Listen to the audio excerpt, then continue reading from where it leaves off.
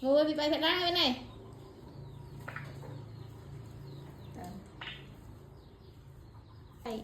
Ăn như bên này. Phải ra như bên này. Ngồi bị vậy.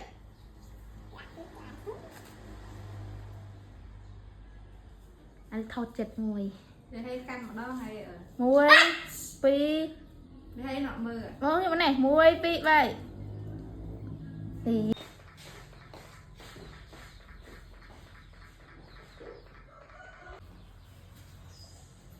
muối phi vậy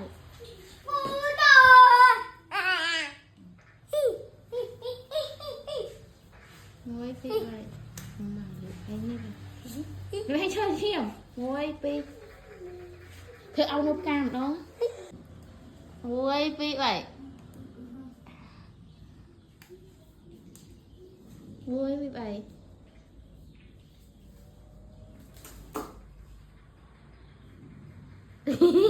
bạn